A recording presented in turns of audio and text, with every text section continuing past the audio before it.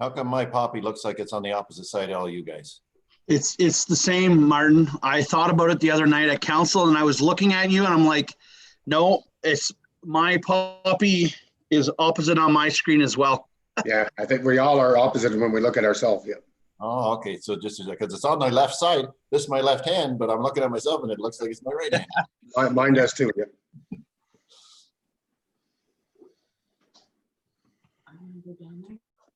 Okay, you're all set.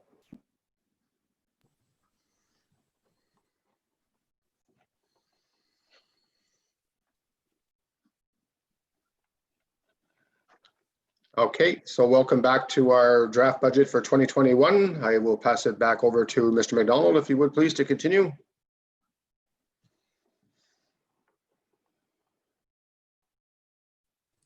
I'm going to unmute myself first, and then I'm going to pull up the slideshow. Thank you, Mr. Mayor. So we ended on community services. We will be coming back on recreation and facility services. I'll just share my screen. Thank you for the patience on this. Should have not pulled up those election results while we were on break. Okay, everybody can see this and everybody can hear me? Yes, great. Okay, so recreation services. Recreation and facility services, I should say. Items to note. Replacement of maintenance vehicle. That's the one that pulls the utility trailer. Removing the red truck off the lease. That's the one that we had currently leased and going on that buy model and not leasing. Adding a trailer for recreation. Radiant heaters in the arena. Tiles in the arena dressing room are included in this budget. Museum soffit and fascia. Paul Rosemont Park replaced the fencing. Purchasing a side-by-side for recreation. Doing the bridge beside my house on County Road 17 and William Street. That's Peanut Line. Please note that it is intended from Rick, he wanted me to mention that County Road 19 bridge would be on schedule for next year. And then start renovations at Celtic Hall. That's phase 1 of 2. There are some anticipated 2020 items to be entered, but this is gets us a good start. Just trying to look on my budget sheet here. And another note that Rick wanted to note was that we're having the Kilt Skate in 2020. We're hosting it. So those will be things that will be for next budget, just so you know they're coming down the pipeline. So the tax requirement for community centers has gone down quite a bit. That is a lot to do with your recreation center. We're not putting the money in 300,000 for reserve for the slab replacement. That's a good downward trend. There's a Charlottenburg Recreation Center, as I said, revenues are unchanged. You might look at this and think in a year where we are not having as many events, why are revenues maintaining the same? That reason is with Safe Restart funding, as well as other funding models, we are able to offset revenue loss. So any offset revenue loss will come from that. We're not allowed to spend some of those monies on capital, and this is a way that we can use those revenues, unanticipated revenues, to help support us through this current thing, and by supporting us, maintaining a fair and low tax rate. Expenses, I did mention Charlotte Community Center here at 427,000. A lot of that is, as I said, that decrease of the recreation slab. Martintown Community Center, we had phase 2 of the bocce courts, but that was kind of put on hold while we focus on cleaning. And again, this year, 2020 was somewhat unpredictable. So we're tightening the reins and thinking, what do we need to do for this year, given the environment's not going to change? I believe I read it was 2022 anticipated date for vaccines are to be widely available. So 2021 likely will mirror 2022. So keep that in mind when thinking of recreation programs. I know that Mr. Lattiser has kept that in mind. The museum, slight decrease there. Miscellaneous buildings. This is a catch-all. So the way our VADM reports read currently, we are kind of refining them, and the VADM is what we operate in, and then that's what your detailed information comes from. Some miscellaneous buildings are kind of in recreation, also in general government. So As you see, it's on page 53, 63 for whenever you read further into it. But again, a decrease in cost. Levels of service remaining fairly standard. There we go. Our revenues are from the medical center. Building expenses, Celtic Music, that's creating or doing some upgrade work or maintenance work. Again, there will be more in 2020. We had taken some of it off for 2021, given the current environment. Glengarry County Archives is returning to the usual number, which is our $21,000 allocation. So that's back in line. And then Landshire Medical Center is going up just a touch. Parks, you can see here, sometimes if you don't see my thing sliding, it's because I have two presentations, one my notes and one on, if I say something and you say here and I'm not pointing to it, do let me know. So 2020 is coming back to usual. It is over budget this year, but that was a staff report for Smithfield. We knew that was coming. So that was an anticipated and a known entity to council, or no number to council. Transfer to reserves on the revenue side. We're not transferring that reserve out. That was specifically for Smithfield Park. We did decrease the budget for ball fields. When it comes to expenses, and this is kind of how we laid it out earlier, those items to note, a lot of them are reflected here. Smithfield Park is coming out, but Peanut Line Trail, we're looking to do the bridge in Williamstown on County Road 17 in William Street, Paul Rosen Park, the fence, general. Admin is going up 20,000, and I think that's to accommodate some of the utility of Mr. Oh gosh, I didn't expect to use his name. So our maintenance gentleman, Dan. So he'll be costed out to a few others. But coming back, Glen Walter Park is going up because there are some trees that need to be taken care of. And we will be coming to council next year with a plan to deal with more of those trees. I understand there's a lot of emerald ash, ash that may reside there, but we're looking into that. I see an electronic hand from Deputy Mayor Warden, so if that's okay with you, Mr. Mayor. Go ahead. Yeah, thank you. Is there any? I don't see anything in the budget for the playground equipment at Glen Walter Park. There had been there's some community concern about it. That playground equipment is. Did I miss it somewhere? But I think that's something that we need to, if not this year, we need to put some money aside for that because it's over 30 years. Well, Frank, I believe you were not even on council when that park was open, and look at you now. So sorry, but that playground equipment is quite old, and I believe it's some serious consideration needs to be looked at having it replaced. Okay, I see Mr. Lattiser. If he'll be the one that has the best information. Yeah, go ahead, Mr. Lattiser. Yeah, thank you, Mr. Mayor, and through you. Yes, you're absolutely right, Mr. Warden, that particular play structure has been noted. It's such a big ticket item that, you know, as probably everybody here knows, you could spend easily $150,000 and not really get all that much. So it's on our radar to review for 2022. And again, it comes back, and I want to echo the CAO's comments about, you know, wants versus needs. And so that's the way we budgeted for this year. We're looking at it in 2022. With all due respect, I think it's not a want at this point. It's a need for that community. It's a growing community. We're investing in our water and sewer to have more development. Hopefully we could maybe put some funds in addition to what you've proposed so far.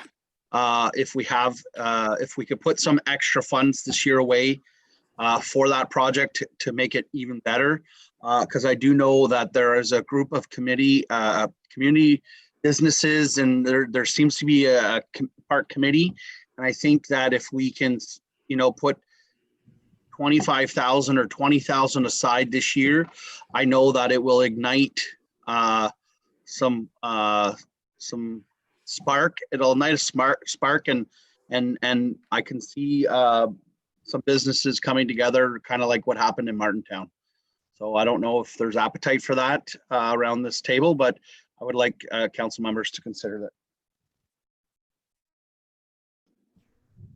Okay, I'm not sure if we can discuss it now. I do agree with Deputy Mayor Warden. It's a structure that's been there for a number of years, since at least 1990, 1989, 1990. The park was open in 1991. But I do agree. I did sit on a committee back 5 years ago for the Glenwalter area in regards to that structure. So I think it's something that the area is looking for. And if that park is well used, I just hate to see somebody get hurt on that structure because it is an older structure. So if we can put a plan into place for 2022, that'd be great. I will move over to Councillor McDonnell and I think Councillor Lang.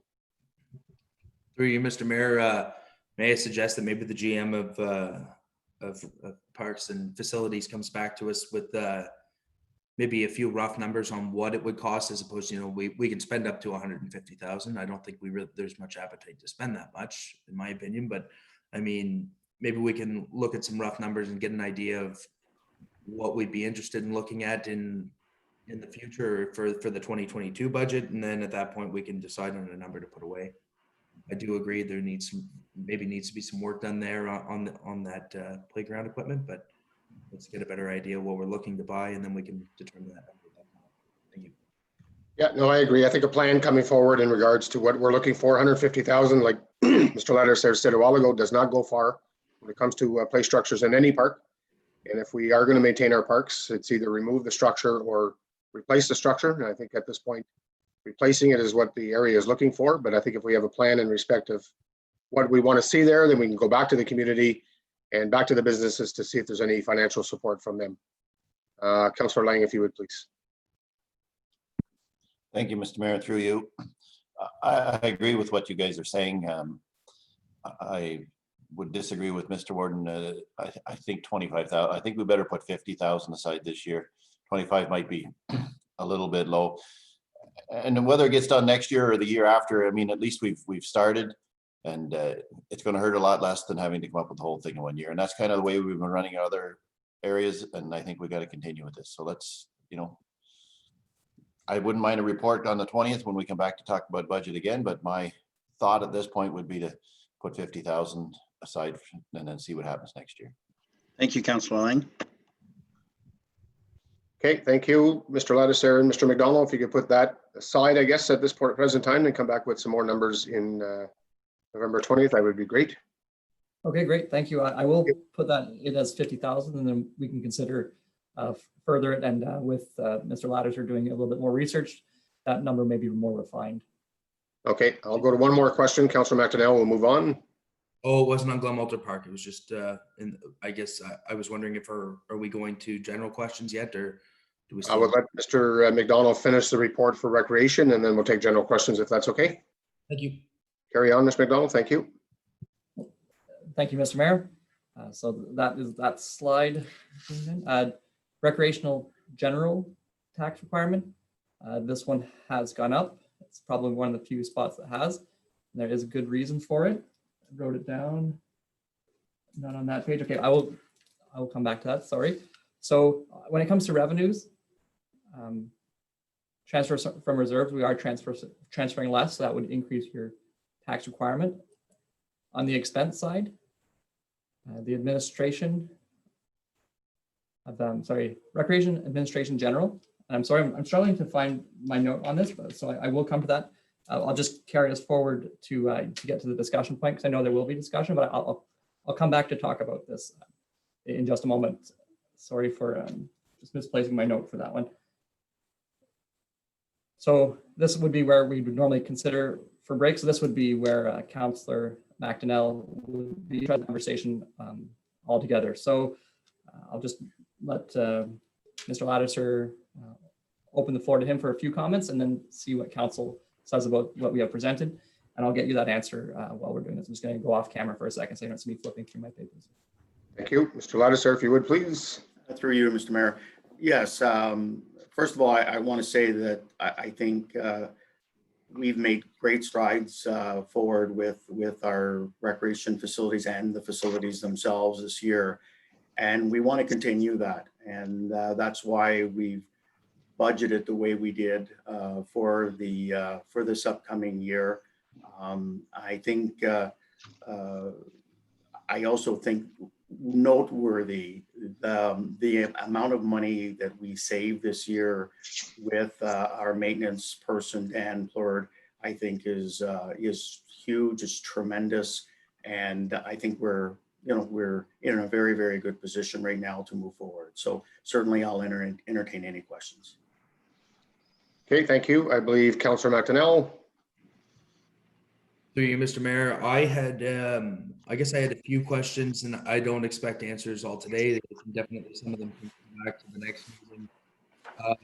One question I had that I didn't see really highlighted was grass cutting. We did a lot of our own. I was wondering where we ended up after, it's always, hindsight's always 2020. I don't know where we're at with that as far as what we budgeted and what we planned or thought it would cost us as to where we are now. Just I guess it'd be nice to see some details on that as far as going forward. Yes, the CAO, through you, Mr. Mayor, the CAO and I had a conversation about the grass cutting, and I plan to come up with a staff report as to the cost and whether it's something we want to continue or not. So that'll be upcoming in I believe in the next meeting, for this council. Okay. I guess if you don't mind, Mr. Mayor, can I continue on with a few of the other questions I had? Thank you. One of the, I guess the asks in this, in your section of the budget, Mr. Ladisher, was a side-by-side for recreation. Yes. I know we had some conversations via email. I think your major requirement for that side-by-side would be the peanut line and kind of the mention was going on in some of the parks. Can you elaborate on that a little bit? Because I'm definitely not sold on purchasing one. Well, I mean, through you, Mr. Mayor, currently there is no mode of transportation on the peanut line. We cannot, many areas we cannot use our pickup trucks. We get a number of requests to visit the peanut line because there's issues dumping, issues with trees. So there's no mode of transportation for us to access the peanut line the way we need to. The other thing is, I know that council wants me to put a report together. I need to be able to evaluate the peanut line and get to and from, and there's no other way of doing it. We also believe that the side-by-side would be very handy, like for Glen Walter Park, to go around. And again, we just had some major trees that were taken down at Glen Walter Park. So again, it's another way of us, moving around the township. If we had that side-by-side, would make life a lot easier. So that's really my explanation. Through you, Mr. Mayor, I guess at this point, I'm definitely not sold on it because I don't think we know where we're going with the peanut line. Yourself and I, Mr. Ladisher, took a trip down it on my side-by-side, and it definitely needs considerable work, which equals considerable dollars. And I don't know what appetite around the table there is to spend potentially $2 million on the bring it to par in some spots. I think we need to do some studies and do a little bit more consideration on where we want to go and what kind of a plan we want to put together. We should spend some time studying it. And I think as far as for right now, I think it's my opinion, we don't need one. I mean, I agree that maybe it'd be nice. I know I have one and I love it, but I'm not sold on buying one for recreation at this point. Okay, thank you. There is other comments from Councillor Dworsky and Councillor Warden, but before we get there, just a comment. I kind of agreed with Councillor McDonnell in regards to the side-by-side until I took a ride down the peanut line yesterday. I was quite surprised because it's the first time I ever been on it, and I was quite surprised how rough it is and how bad of shape our Pina line is really in. I was quite confused when I was going east of 34, came to a large stop sign and I wasn't sure where I was supposed to go from there. So I turned around and came back. So there's some confusion in regards to, I had to cross somebody's cornfield to get to another part of the Pina line. So there's going to be some drastic work that has to be done in there. And and again, the only way you can get down that trail is either walk it or a side-by-side, because there's no other way you're going to get down there. I was quite surprised how rough the Pina line really was.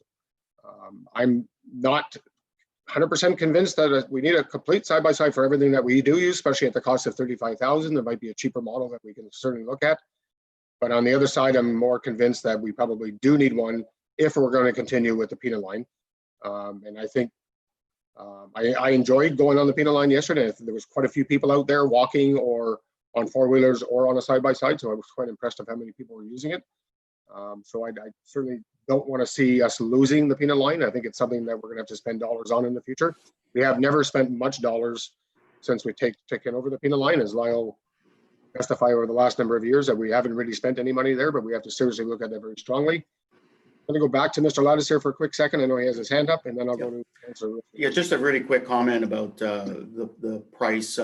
One of the things that we wanted to be able to do is have something that we could actually take through the Pina line in the winter time. So that's the reason for the pricing that we have submitted.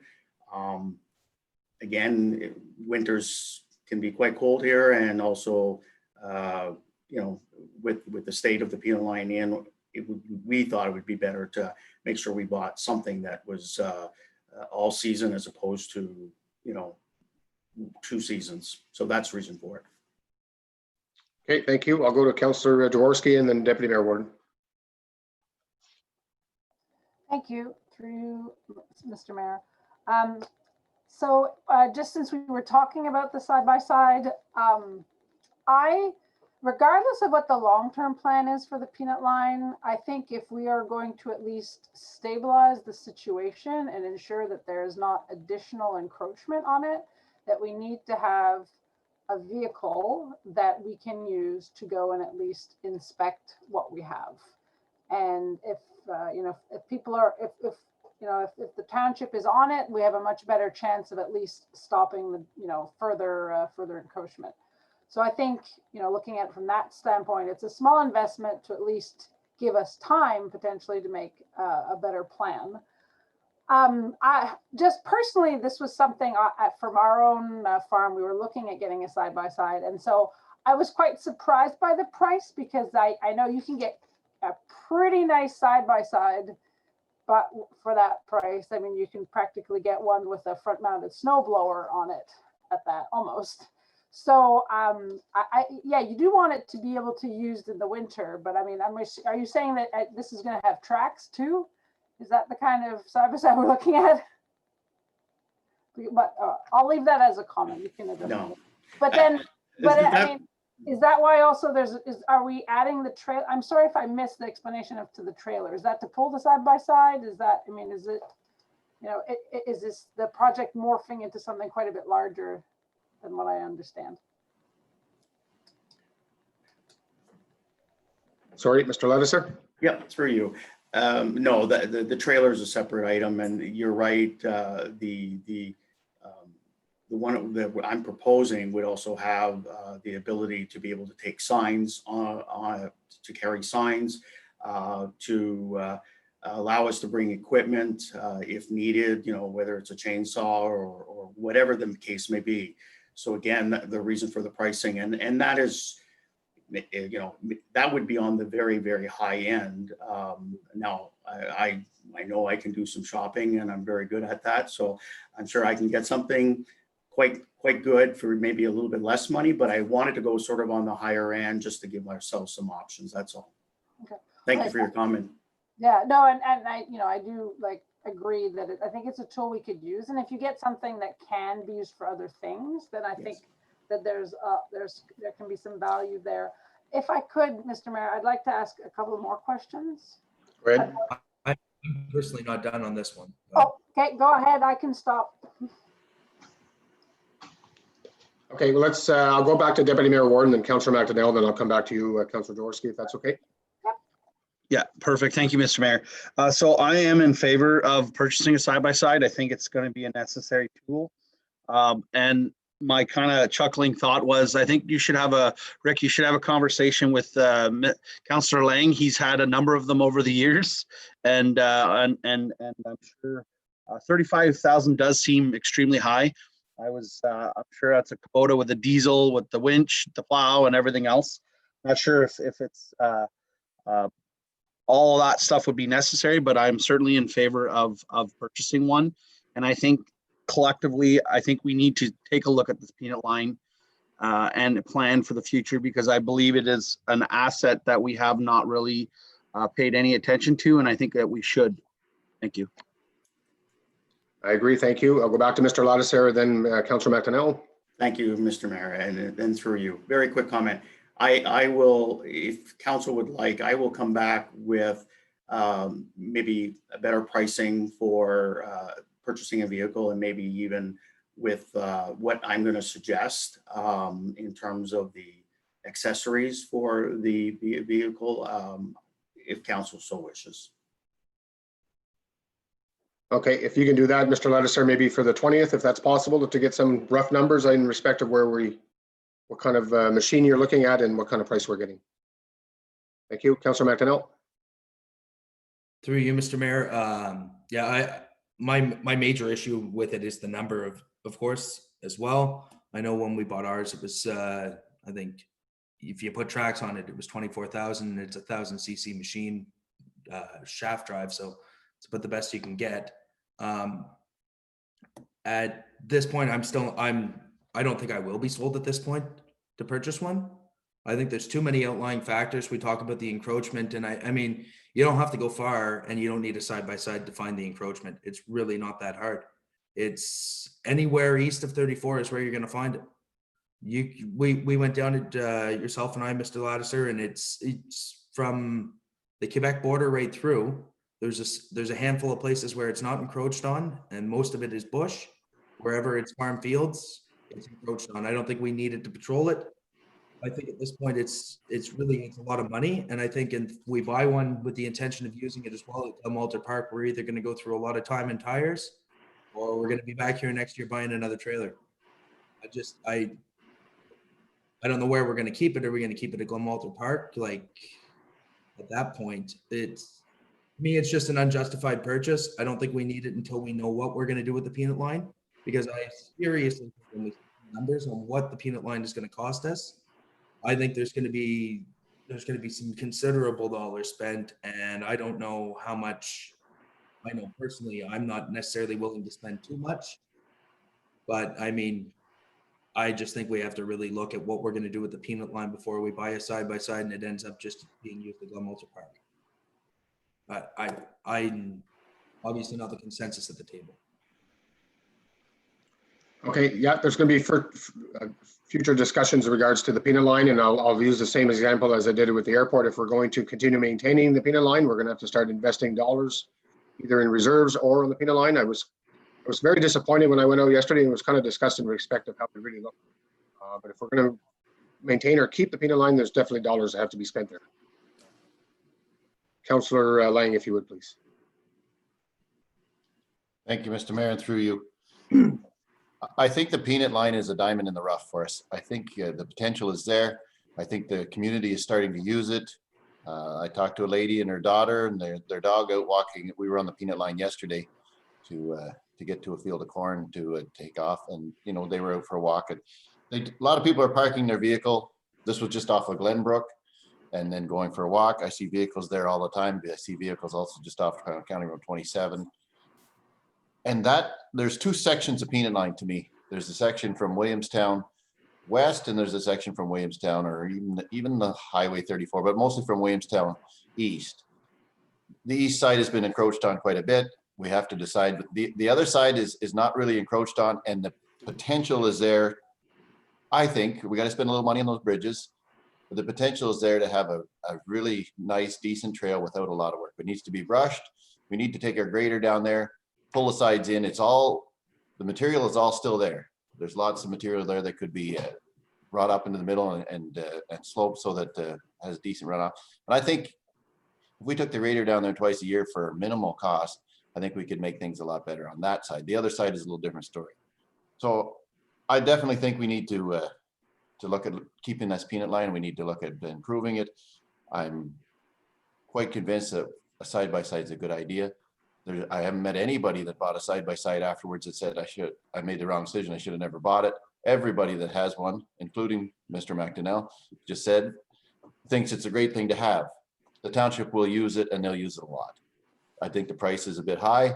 I'm pretty sure you can get a decent side-by-side for 20, 25,000. That would likely include cab.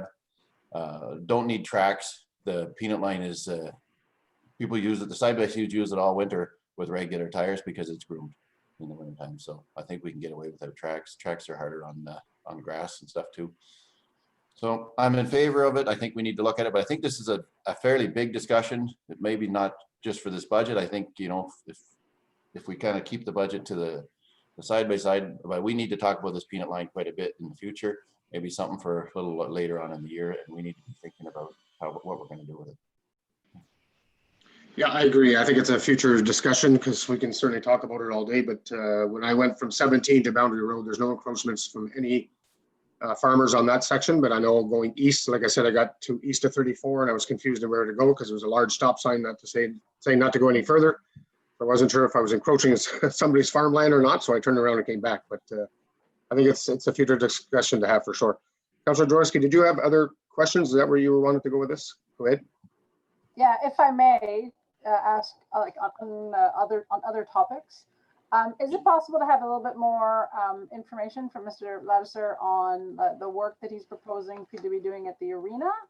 And the other comment I have is just in terms of, you know, asset management plan and what we expect to see, you know, over the next several years for all our facilities.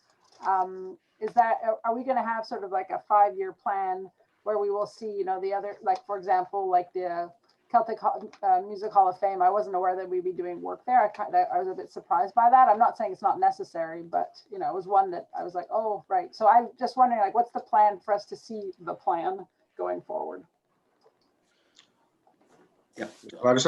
Yeah. Through you, Mr. Mayor. Yes, absolutely. This is one of the things that, again, I guess I'm 10 months in, and recognizing the fact that the facilities, many of our facilities need an asset management plan going forward. And what I tried to do this year was address the immediate concerns of mainly our community centers at this point, and obviously the arena. To your point about the Celtic Museum, I don't know if anybody's been in there lately. They are a very low maintenance group. They have not asked for very, very much. But when I went in there, actually, I met with all of the facilities, the library, Northwestern Museum, and also the Celtic Museum, Celtic Hall of Fame people. And the building itself is not bad shape, but inside it definitely needs some tender loving care as far as the carpet, the lighting, the painting.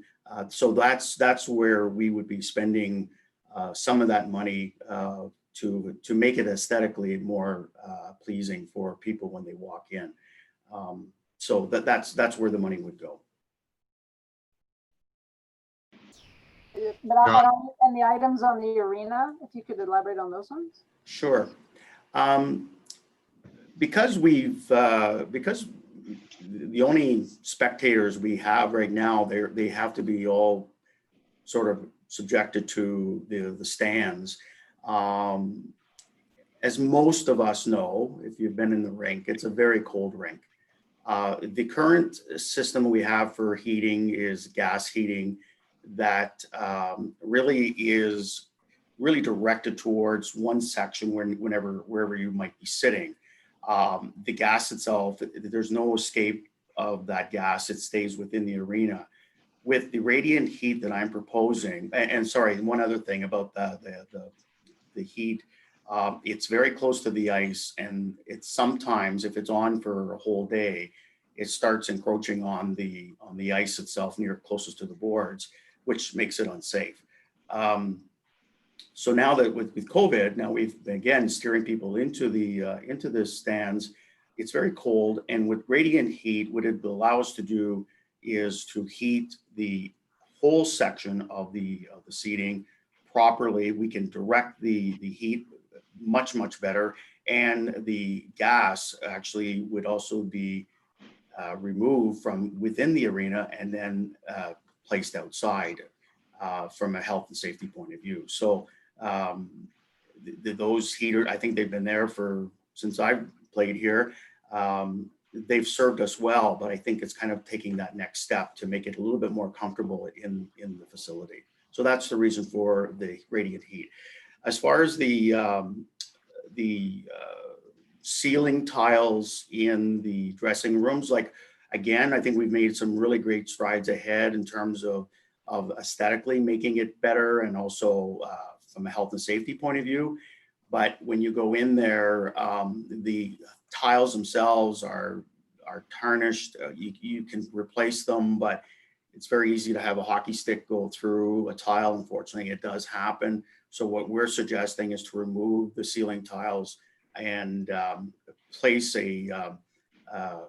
have it in a different color with, say, metal, whatever the color may be, but with a metal framing, and that way there it'll last a lot longer, and aesthetically it'll look much better, and then you don't have perhaps the initiative to start poking holes in the ceiling tiles. I think it'll improve it much better, and also change out the ceiling tiles, the lights to LED lights as well, because it is quite dark in there.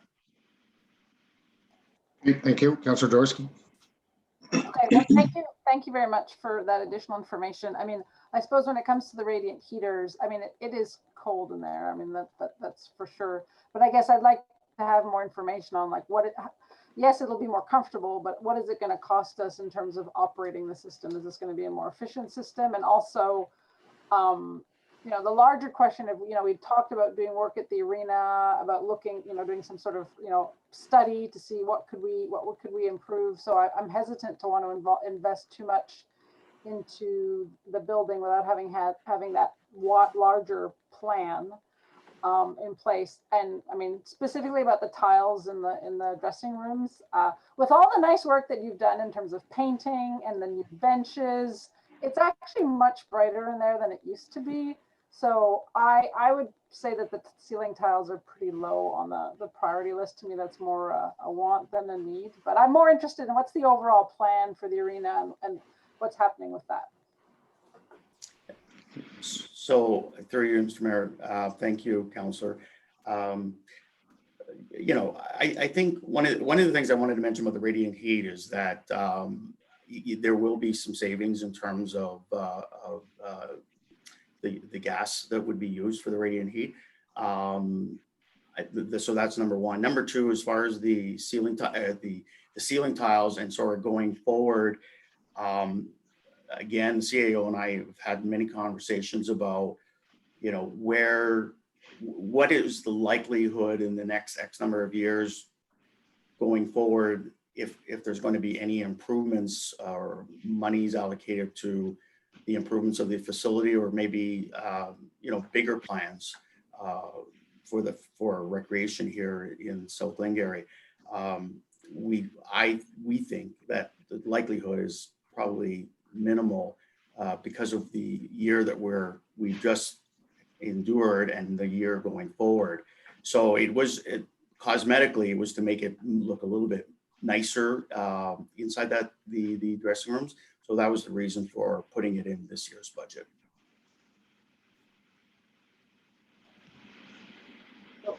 Sorry, but there was at one point an arena we were going to do a study, right? And it was going to happen. It's been delayed, so now that's officially it's not on at all for 2021. That's not one of the proposals. No. Okay. All right. Thank you. Just a question in regards to the heaters and the tiles. Is that not more of a maintenance issue versus a capital type issue? Mr. McDonald, maybe you can answer that question.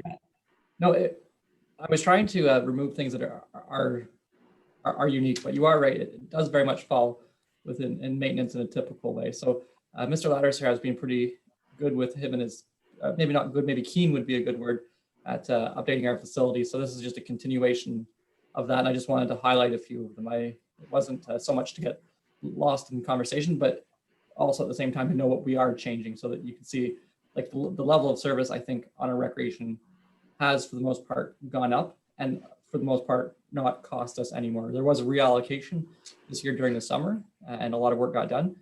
But you are right, typically these would be done through maintenance. It's just they're kind of a little older, so they hit that threshold that we should start talking about them, and that's why they're brought forward. In a typical year, if we're replacing a few ceiling tiles here, not a big deal. It's a more grandeur in scope. It's kind of bringing that arena to a level which Mr. Lattiser feels it should be.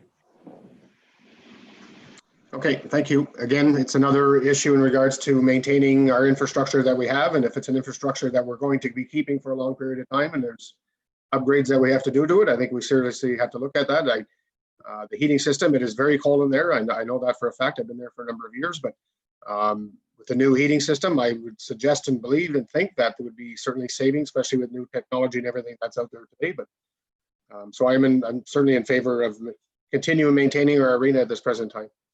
Councillor Lang, I'm not sure if you had your hand up a while ago or not. Yes, no? I know Ms. Councillor McDonnell did, but I'll get back I to might you. be just fidgeting with my pen. I don't know what I'm doing, but I didn't have anything that was pressing. I'm fine with the conversation.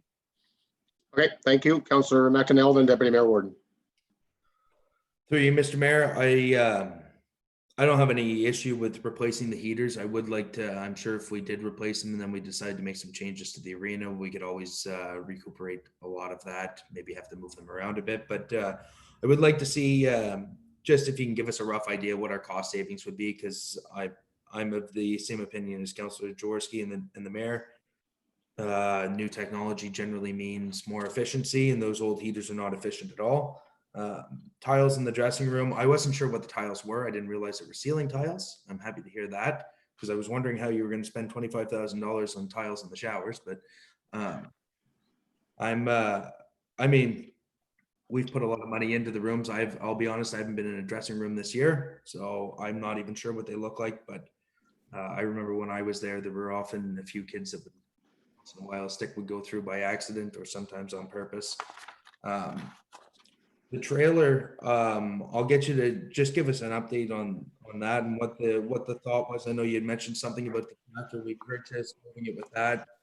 And the only other thing, I've always been told I'm a very negative person, so I will say I'm happy to see the museum soften and so something positive for the conversation. Okay, maybe before we get out of the arena thing, maybe I'll go to Deputy Mayor first, because I'm sure it's a comment or question towards that. Yeah, it is. Thank you, through you, Mr. Mayor. It was noted earlier today, Mr. McDonald, that there was $300,000 taken out of the budget for the replacement of the cement pad. I'm just wondering, like, we all realize now how important the recreation center has been, specifically, allowing people to have a little bit of normalcy. Is that a number that we should stick to, removing the full 300,000 this year? Or is it something that we should still put a little bit aside because it's I believe it's like a $900,000 project. So I just wonder if there's any will around the table to think about that a little further. Surely, I mean, it's great to put some money, not spend it, but if we delay the project and then this something happens and we don't have our arena, not going to be good. If I may, and I please correct me if I speak out of line, mostly Yoan, because you're a little bit more experienced with these. So we have a grant application that's currently out. We're in the process of the evaluation, and we're hopeful that we get it. If we get it, then that 600,000 that we already have would more than cover our share.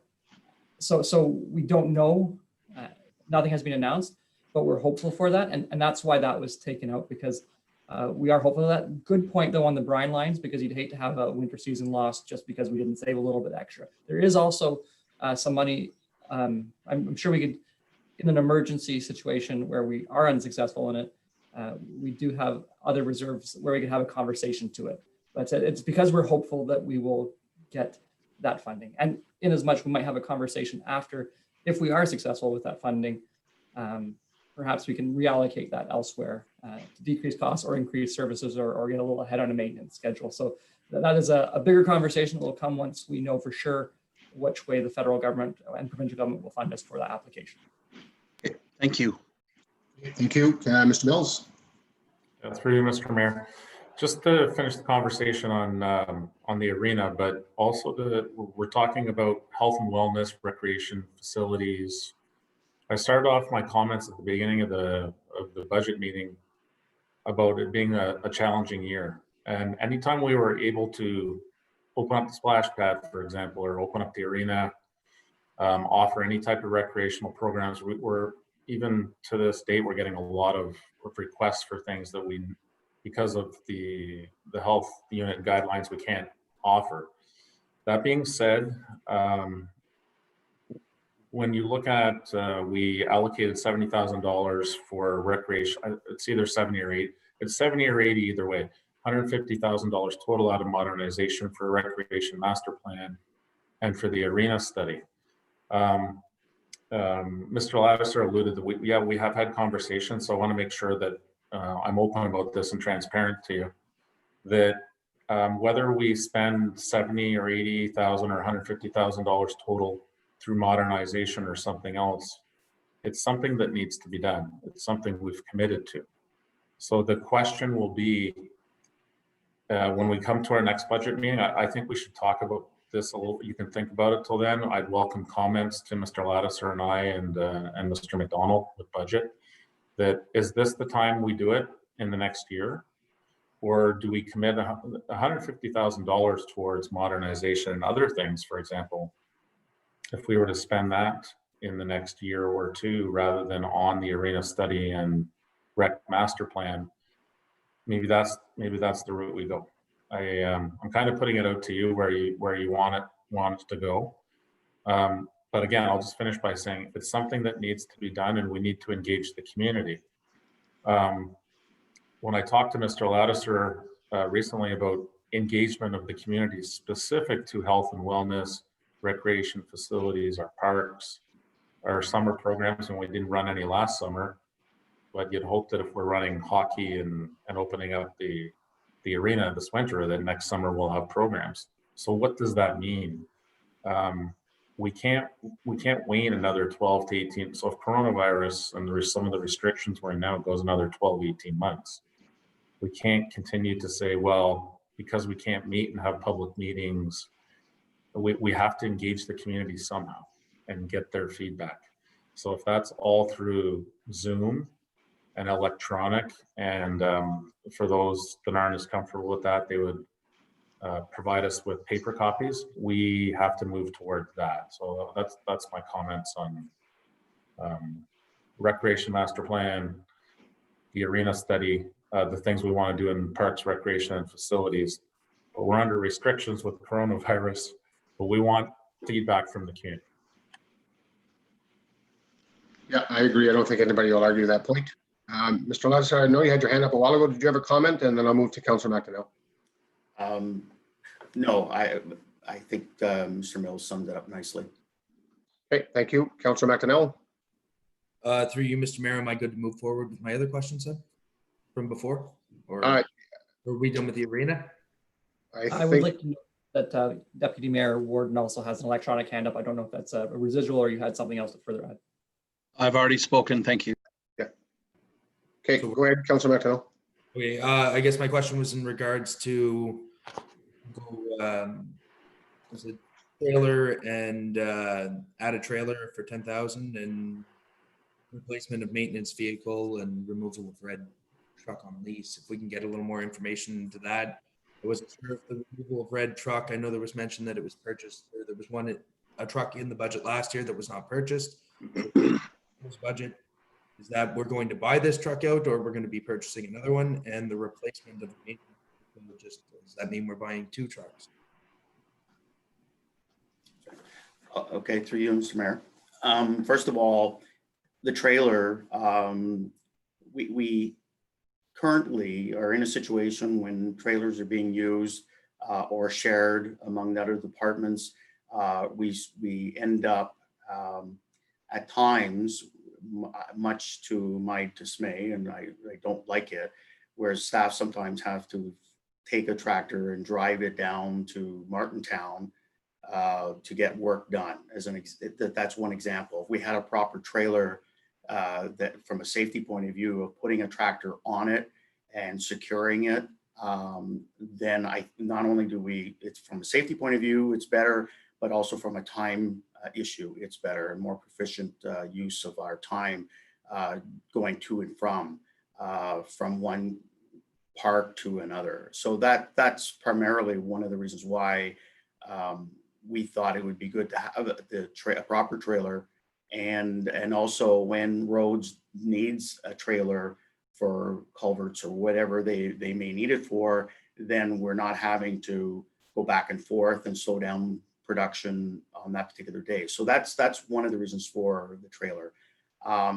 As far as the vehicles, my understanding, again, it wasn't my budget last year, but my understanding was that and maybe Mr. McDonald can elaborate, that a vehicle was supposed to be replacing the lead hands vehicle, and we elected not to go pursue the purchase, but rather lease for at least the end of this year, and now probably into a little bit of next year. And that would not mean buy out the current vehicle. It would be to purchase a vehicle. The other vehicle that I'm suggesting, it's in recreation, but I keep trying to suggest that it's for maintenance, which is not just recreation, but it's maintenance for throughout the township, and that would be for pulling the other trailer we have that we purchased last year for maintenance. And so for 2 reasons. One is that the current vehicle that we have is 2009, and it has over 375,000 kilometers on it, and it's showing its wear and tear. I mean, there's rust all over. And the other thing about it is that technically we're pulling a maintenance trailer that particular vehicle shouldn't be pulling it, because it's not from a safety point of view and from a legality point of view. It doesn't have a yellow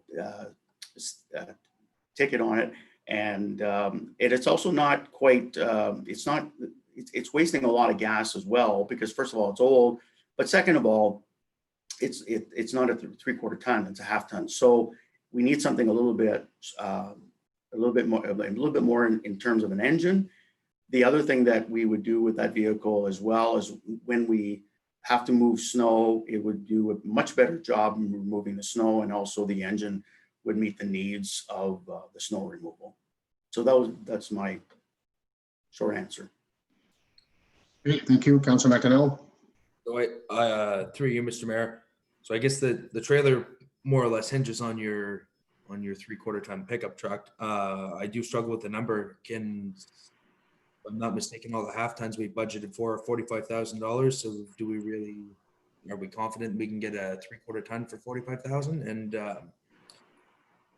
I don't know. I've seen Dan's truck on and trailer together. I mean, I never thought they were overly weighed down. I know when they did the work on the Peanut Line Bridge out our way, his truck and trailer were often, or the truck and I think it was the fire department's trailer, never looked like he was sitting that low. I know I can put a lot in my 1/2 ton. Chesterville to St. Clet, but I mean, I don't know. It seems like 2 pickup trucks. Do we need 2 pickup trucks? Where are we going with staffing and recreation? I mean, we've coming down the line. We've got some other things going on there. I don't want to see us having more trucks than we do personnel. Just for the time being, I mean, I'd be okay with 1 truck, but are we buying a trailer and a 3/4 ton more or less to move a tractor around, or is that? I'm kind of lost in the justification for the 3/4 ton. I mean, you can put a lot of weight on a half ton is, I guess, what I'm getting at. I just don't see the need. Mr. Ladisert? Yeah. The maintenance trailer that we currently have is different from the trailer that we're proposing to buy for the tractor, and it's not just for the tractor. So the maintenance trailer that Dan uses to get from one location to another is the trailer that I'm referring to, and that's weighed down quite a bit. So that's the first thing. The second thing I wanted to sort of emphasize that the trucks, the truck that I'm referring to for Dan Plurd in particular, is not just for recreation. It's the good of all of the township. He works the fire halls. He's at the township office. There's many locations. The other reason for vehicles is that, you know, for staff, so it's either staff using their own vehicle to get from one location to another, which we don't want to happen, and they're not necessarily always traveling together. And this particular year has been a bad year because of COVID. We really restricted them in terms of you can't be traveling together. That's the reason why we had to go out and borrow one from Rhodes. So if we want to do the level of service that has now become expected, we need to be able to provide people with the mechanism to get from one location to another. And currently we don't have that. If my staff, any of my staff, and I say any of my staff, including the office staff, need to go from one location to another, in a lot of cases, we are using our own personal vehicles. And so that's what I'm saying at this point for the vehicle. And it's really not an extra vehicle. There should have been a vehicle, and maybe Mr. McDonald or Yoan McDonald can expand on that, but there should have been a vehicle purchased last year, but apparently it was missed. I'm not sure of all the circumstances, but it was missed. So that's the reason for 2. Tim? Through you, Mr. Mayor. So can we confirm a few things? The removal of the red truck off lease that's really something from last year's budget that was never done. Correct. Correct. Okay. So what truck was that one we were supposed to purchase? Were we adding another truck? Because obviously we leased one. Were we adding a truck to the fleet, or were we replacing one? Because it was an addition to the fleet. It was a replacement. A replacement. Okay. So we were replacing, at that point, we were going to replace, I guess, the current truck that's on Dan's maintenance trailer. For this year's budget? Correct. For this year's budget, when we were going to replace a truck, that was the truck we were going to replace, or is there another truck? Like, how many trucks does Recreation have right now? Is it 3 or is it 2? 2. Okay, so we were going to replace which one last year? Was it Dan's that's rotten out? The lead hand, which is Mr. LaPierre's truck. Mr. LaPierre's truck we still have. We were they were supposed to replace it last year, but they did not. Okay, so and that was on a lease. Okay, so we disposed of Mr. LaPierre's truck, or we had 3 this summer? We had 2 this summer. 2 this summer. Yeah. LaPierre's truck. And we borrowed one from Rhodes in order to get around from location to location. Okay, so we currently have Mr. LaPierre's old truck, Dan's truck on the maintenance trailer, and the red lease, or no? 2. Okay, so Mr. LaPierre's lease truck and Dan's. That's it. Okay, so we have the lease and the maintenance trailer. So we're essentially replacing both trucks this year. Correct. Okay. I have no issue replacing the one truck that we said we were going to last year that never got done. I have no issue there. For me, it's the fact of buying another 3/4 ton. If both of our rec trucks are done, and they're at the end of their lifespan, maybe we have to replace them. What I'm getting at is, I guess, are these numbers accurate then? Can we afford a 3/4 ton with 45,000 when we're already doing this? If I may, from the financial perspective, these purchases are coming out of reserves. So if it's 45 or a little bit more, 1, a staff report would come in front of you so you could see the price, and 2, it would be offset from reserves. So we can on that regard afford it if it's a little higher. Okay, no, I understand that, Mr. McDonald. I just like to be, I don't like to put lower numbers in and then have it come back to council when it's 50. We could have No, budgeted that, 10,000 but more. that's a fair concern. And perhaps for the next meeting, I will put together, I had one for the last second meeting, the fleet, just like an infographic showing you what we have and where we have it. Because I think that would sort out some of this, you know, like just recreation, picture of 2 trucks, roads, picture of these trucks. And I'm talking pickup trucks. Our other fleets are fairly well done, but perhaps I can just put an all-encompassing, like, this is the number of trucks we have, so you'll feel a little more confident in this decision. But it isn't there aren't new trucks in this one. It is replacement of trucks. And I apologize for the 2020 mishap. It would have, if that didn't happen, this would be a much clearer conversation, but it is a replacement of trucks. But I'll commit to sending an infographic to the next meeting with how many trucks we have in each department. Okay. No, I understand it. I mean, if we're going to be moving the tractor around, I understand the 3/4 ton. For me, it was the numbers that didn't make too much sense. And if we weren't buying a trailer to move the trucks around or the tractor around, I don't see the need for a 3/4 ton because I haven't seen it where the multiple times I've seen Dan's trailer out and about on the roads with a 1/2 ton on it, where it was really sitting down or where I really noticeably saw that as an issue. I mean, if the trucks are at the end of their lifespan, that's fine, but I just find like we're being told, like, I think I got a picture of the odometer and one rocker where there was some rot. I mean, rockers are, you know, change rockers out is $4,000. If it's rotten all through the box and that, I don't mind replacing it, but I can't wrap my head around buying every single department 3 new vehicles every year. Like, where there's another department coming up that still has 3 vehicles. I think if we're looking at this stuff, it needs to be a little more clear. And what trucks are we replacing? And I think we need a summary of what recreation has, what roads has for pickup trucks, and what the water people have for vehicles. Because it seems like according to this, we're going to be buying, if these are approved, for buying 3 pickup trucks just between roads and recreation. And then there's a potential to buy 3 more for water. How many trucks does the municipality need? I can't get my head around this, and I don't even know like what's going on with staff right now. As far as I'm concerned, we have 3 staff members and 2 pickup trucks, or 4, including yourself, Mr. Lattiser, as general manager. But you know, like, how many help are we gonna have here? Yeah, we're going to move on from that because it's a discussion that we can have for a long time. Mr. Councilor McDonald, we're replacing 2 trucks. We're not adding anything to the fleet in regards to recreation. I do understand your comment about how many do we have at recreation, how many do we have at roads, how many do we have there. But if we're at the roads department, a recreation person or a water person cannot be driving the same vehicle. It would be impossible to do that. So I think they need to each have their own vehicles in their own departments. I'm not saying to add extra vehicles, but the ones that we have to replace. The other comment I want to make is this budget is a very good budget. It's a lot lower than the previous year, that's for sure. It's a good story budget. So keep that in mind when we're discussing, pulling things out. I think, and giving credit to Mr. Lattiser, he's new to the recreation department in respect of being here for 10 months. There's some drastic changes that had to be made there over this year and next year and the years to come, because we have neglected probably those in the years in the past.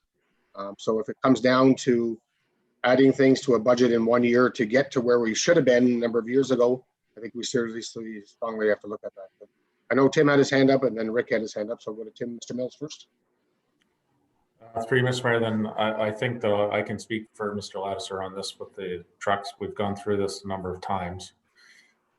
Mr. McDonald is committed, Treasurer McDonald is committed to an infograph for next meeting, and we'll do that by department. We have met many times as general managers on fleet, and we're coming to be as nimble as possible. And we also have a commitment on asset management plan and capital priorities.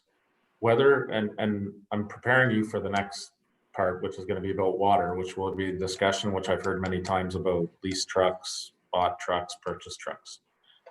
We as administration know that there's a desire from council to purchase trucks.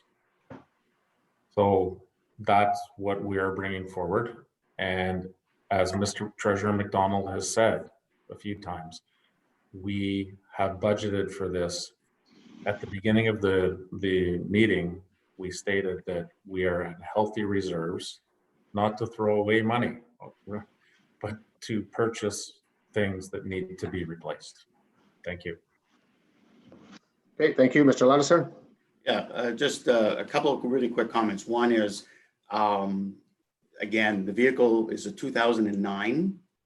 It has over 370,000 kilometers on it. If we're talking about asset management, we need to move these older trucks along. And I think that, you know, Recreation is not going to be coming back to you next year saying we need to buy another two. What we're saying is we need to replace the ones we currently have and the one we didn't get. That's the first thing. The second thing is there's not just 3 employees. We have 6 employees plus a casual, plus we also have 2 office staff and myself. So we're talking about that in putting in perspective is how many staff we actually have. Not only that, in the summertime, we had as many as 7 students. And so maybe we won't have 7 next summer, but we're certainly going to have some students. So we got to get them around. So that also with COVID, we are not only now having to sanitize our arena, but we're getting more opportunities and more demands, like in Martintown, where we need to send somebody out after the activity to actually sanitize. We're going to be doing the same thing, opening up in Green Valley and North Lancaster. So we need to be able to get around some type of mode of transportation. Lastly, the 3/4 ton issue, you know, we do get some special pricing, as I think Mr. McDonald had said. So I was hoping that we'd be able to secure that same type of pricing through the provincial government for these vehicles as well.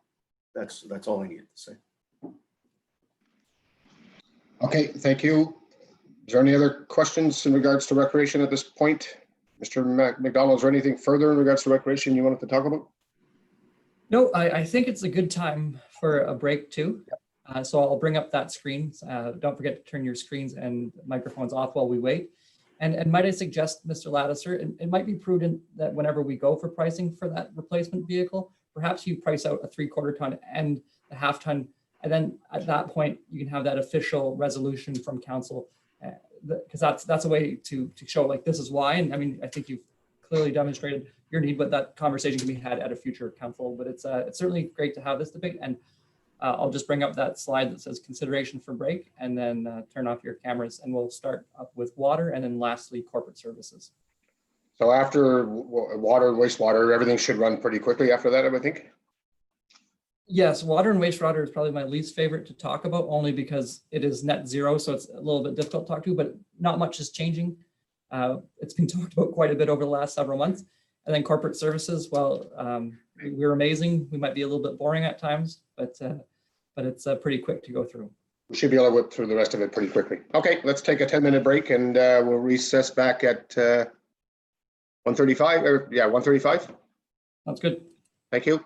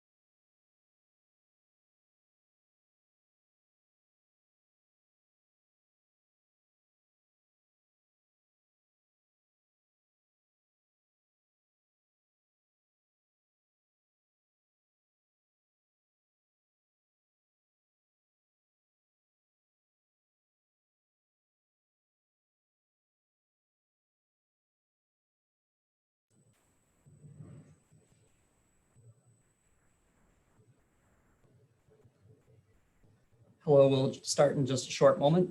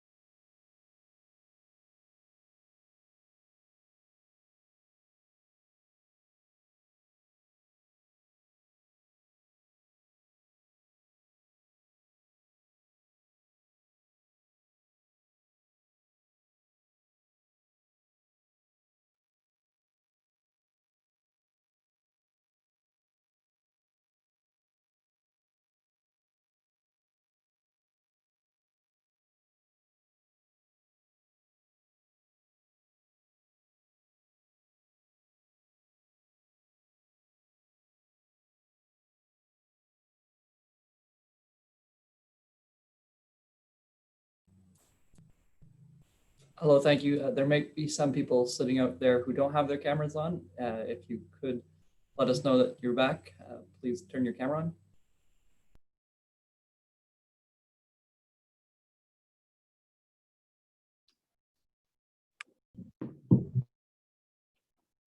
We're back.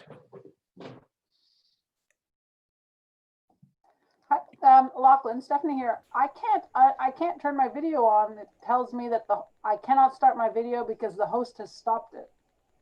Oh, no. Oh, yes. Hi again, Stephanie. I'm not sure why.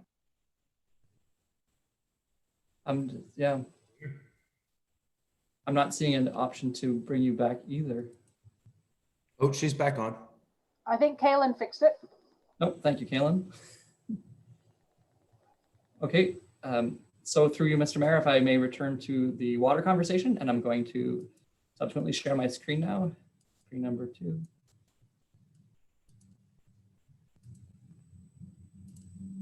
All right, water and wastewater services. We have the Glen Walter Capital Works involved here. It will be intra-year, so depending on when it gets done, I know work is heavily underway now, but I wanted to include it there. And the reason I mentioned prior to going on our short recess that I particularly don't enjoy talking about water is because it's net neutral. So no matter what, if we go over budget in a year, or if we have a higher budget than we can actually afford through our revenues, it gets offset by reserve transfer. If we spend less money than we make, it goes towards reserve. So it's always that fine balance. That being said, I know there is an outstanding item. I am not on mute. I wanted to check that. So there is the outstanding item regarding how we will pay for these. Administration continues to work on that. I'll update that perhaps in a closed session or not at this meeting, but we haven't forgotten about that model to look at how to fund it. $20,000 is an item to note for Green Valley. Sludge removal, we removed that in 2020 because we could, but they're going to bring it back in 2021. The replacement of vehicles, $135,000. And that number, our director of water and wastewater, that's the higher of the numbers. He has a few ideas on how we can stagger our replacement schedule for water. But again, that would be shared amongst all the facilities based on our cost sharing model that was developed. I believe it was in July, if not June. And not in the budget is Glen Walter generator, but it is something that may happen at some point, and we just like to keep council in the loop with that. I'm just gonna pull, I think one of my final notes that was given to me. Water would like, and I hope I don't have it on another slide so I don't reiterate something, but 2.3 million for a water tower and 2 million for associated distribution costs. A little premature because we're going through our master plan and there will be a lot based on that. But those are costs that our director of water wanted me to mention. Again, Water level of service is we're providing water. You have a legislative requirement to do it in a safe and healthy manner. So for that reason, I'm generally pretty quick on water. Estimated deficit and surpluses. Kennedy Redwood would run as a deficit. I think in one of our packages, I don't know if it was September or July for regular council meetings, we did note that the rate there would have to be increased. Otherwise, this would be in continuity, so to speak. It is a small system, but every other system in a given usual year where you don't have an $830,000 transfer to reserve and looping pumping station and a road to be redone, however we fund that, Glen Walter does run at a surplus now too. So that is the responsible way to manage our water systems.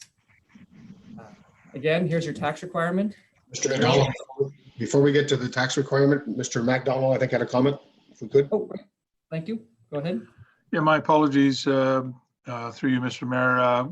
Can we just back up to the capital slide? And I just wanted to mention, Mr. McDonald talked of the replacement of the vehicles. We have 3 leases coming due in June of next year, and I'll just briefly talk about some of the discussions. And our Director of Water Wastewater Operations has done a full analysis of options, and that'll be probably part of the fleet presentation at the next meeting. But one of the issues we see with purchasing all of those 3 vehicles is that we don't have vehicles staggered in a fashion that allows us to replace them over a period of time and not have all the vehicles reach the end of their service life at the same time.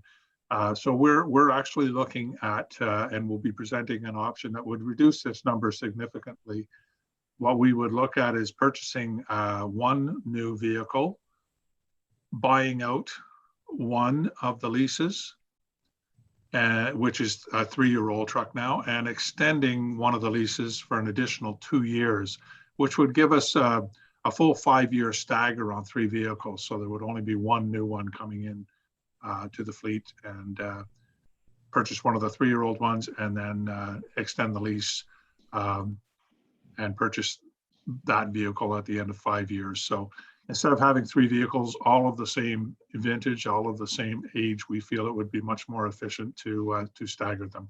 And that'll be presented in more detail at the next meeting. But that $135,000 would be reduced based on our analysis. I'll go to Deputy Mayor in a second. Just a question, then Councillor McDonnell. Question in regards to the one that we would release for another 2 years. What would be the lease payments for those 2 years versus what would be the payout to just own it? Do we know those numbers? I know the lease payments on the vehicles are $535 per month. As far as what the buyouts are, we have not received those numbers yet. We have requested them. Okay, just maybe something we may want to consider, because if we're spending, $10,000, $12,000 to release them for 2 years, it might be just as well to buy them right out at the beginning, but we can find that out, more information before the 20th. I'll go to Deputy Mayor Warden, then Councillor McDonnell, and then Councillor Lang. Thank you, Mr. Mayor. My thoughts are that when the leases just come due, we just buy them out, and it shouldn't cost $135,000 to buy all 3 vehicles out. And then we're gonna have at least 5 to 10 years to plan for the next set and stagger it out. I don't want to spend 1 more month leasing any vehicle. And in fact, alluding to what Councillor Jaworski said earlier, is it absolutely necessary that, we kind of had this discussion, but maybe there's ways that we can introduce more fuel efficient vehicles into our fleet. So I don't want to lease a vehicle longer than what we're contractually obligated to. And I think purchasing these vehicles outright or buying out the leases and dealing with it down the road, I don't think we should be buying another new vehicle out of the 3 that are coming due. We should just buy out the leases and make a plan for the future. Thank you. Okay, thank you. Councillor McDonnell. Through you, Mr. Mayor, I guess I share a lot of the same sentiment as Deputy Mayor Warden. I do not want to be leasing vehicles, although I would, as much as I'd like to see them staggered where we're buying one every couple of years, if we're putting the money in reserves and we're allocating that money properly and we're preparing, we can buy 3 at once and plan for a proper replacement as those vehicles need to be done. And then the staggering will just happen naturally through attrition of the vehicles. But I am convinced that we do not need a pickup truck for 3 pickup trucks for the water and wastewater. I know what you can get into a small vehicle. I've done it with selling seed. So I can't see why you would need 3 pickup trucks. Yes, maybe 1, but I can't see why you need 3. I'd like to do a real evaluation of our fleet in the water, wastewater, and determine what we actually need and what we actually, as opposed to what we actually just want. Pickup trucks are lovely, but at the same time, I'm not confident we need pickup trucks for every single person in this municipality. Okay, thank you. Mr. McDonald? Yeah, the only comment I'll make about the pickup trucks in the water and wastewater division is that each of those trucks is equipped with a valve key. And those valve keys are, I believe, in the neighborhood of 10 feet long. And they go on the back of the truck. And that's to close off a water valve should there be a break, and to address that in a very timely fashion. So that is one of the aspects of why we have pickup trucks, is because of those keys and the length of those keys. So, but again, it's something we can have further discussion on and provide some additional detail. Okay, thank you. Councillor Lang? Thank you, Mr. Mayor, through you.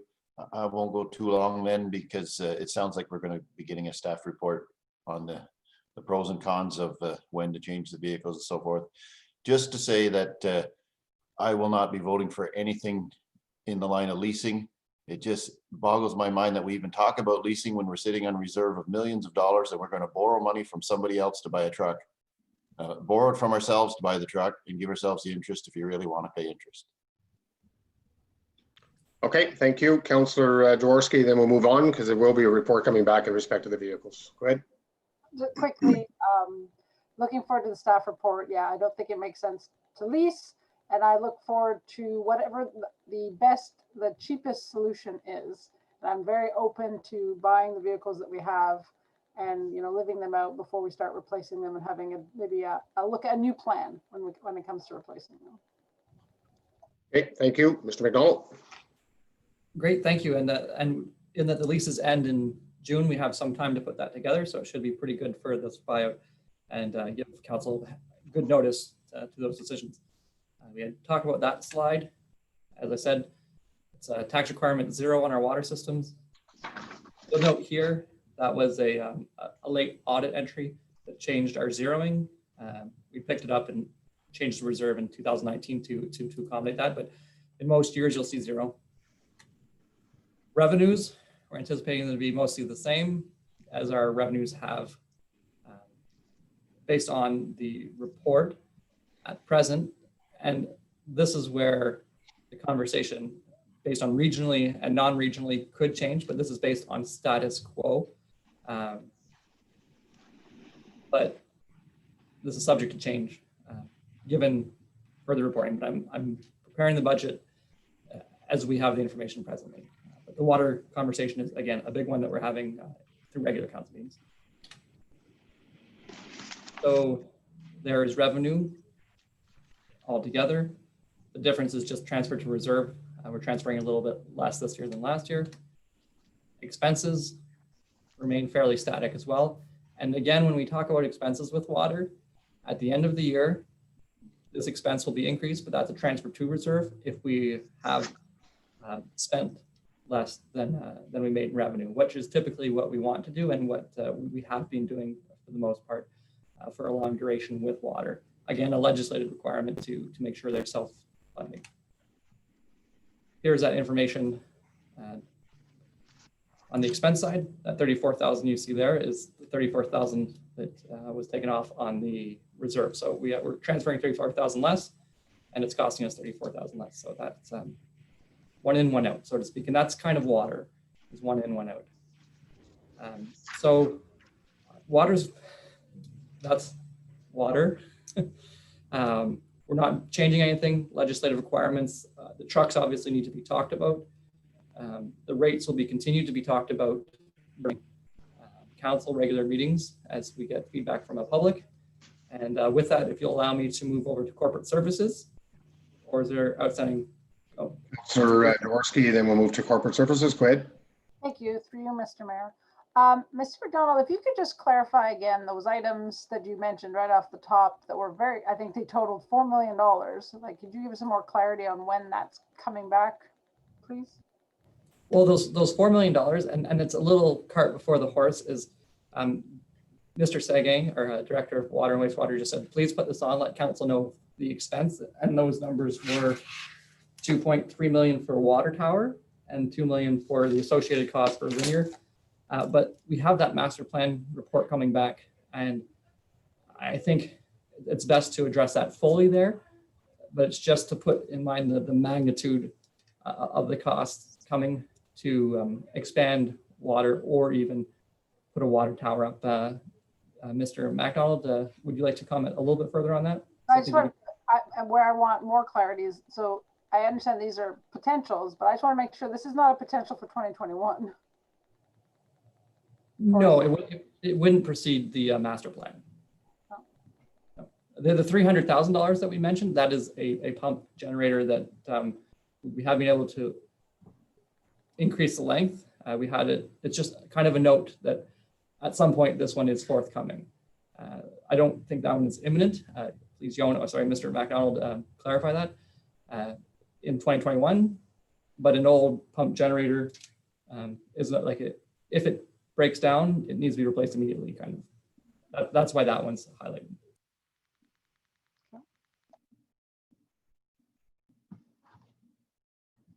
Okay, thank you, Mr. MacDonald. Yeah, that is correct. Currently, we're just completing the Glen Walter Servicing Master Plan, and we do anticipate that, as in the past, there will be a recommendation as we move forward to look at the water tower in the Glen Walter area. There is a very distinct need for it for many reasons, for redundancy in the system and for fire protection, and also to provide us an ability for expansion. We also know that we will have significant investments over the next number of years in water and wastewater in the wastewater area to increase our capacity, and we've been talking about that for many years, and we will have a plan that will be brought forward and finalized for an environmental assessment to move forward with these projects. Hopefully, there will be an opportunity to secure some upper level government funding for some of these projects, but the water tower has been something we've been looking at for many years, and we know that our wastewater capacity needs to be addressed. Just a slight clarification on the generator. It's not a pump generator. It is actually a backup generator for the plant. It's a legislative requirement that we have the water plant with a backup generator should our power go down and we need to continue to treat the water coming into the plant.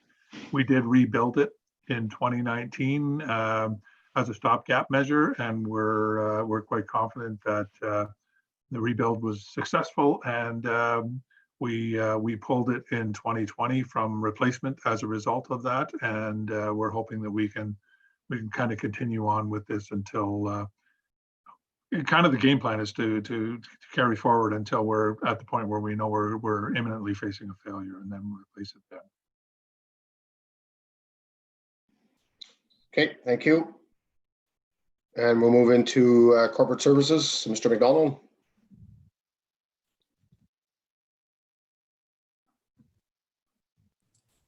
I just said we saved the best for last and then realized I was on mute. So that was nice to see.